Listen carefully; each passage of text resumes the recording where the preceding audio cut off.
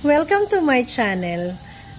Maganda po yung vlog natin ngayon. Ang i-comment ko po ay eto po yung tanong ng ating nag-comment. Okay. Yun daw, kanyang principal sponsors ay may proxy.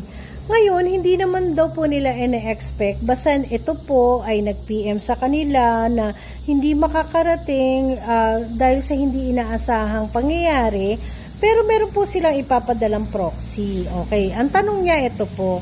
Kanino po ba namin bibigay ang souvenir? Sa ninong-ninang po ba namin o sa nag-proxy sa kanila? So, okay. Ang sagot ko naman po ay ganito.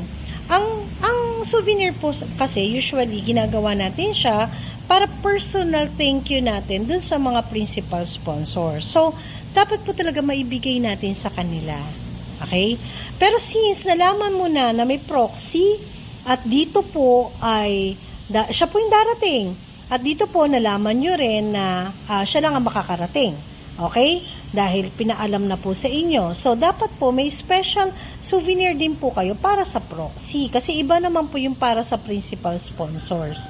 At least nag-effort po yung tao na in behalf of your ninongs and ninangs, siya po yung nag-proxy para sa kanila. So, dapat may thank you token din po kayo sa kanila. A nice souvenir o a simple souvenir will do kasi nagpagod din naman po yung tao para mag-proxy sa inyong ninong at ninang. So, I hope nakatulong po yun. So, iba po ang principal sponsor souvenirs na hindi nakarating. Iba rin po yung principal sponsors proxy na dumating. So, both po kailangan makatanggap. I hope na sagot ko po yung question ninyo.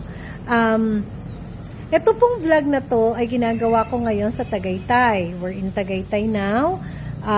Sana po magustuhan niyo yung mga vlogs natin. Mahabang panahon man tayo hindi nakapag-vlog, babawi tayo ngayon at marami po tayong upload. Okay, please like and share and comment. Please do subscribe sa mga hindi pa namin subscribers para sa future po ninyong mga bride and groom makatulong po ito.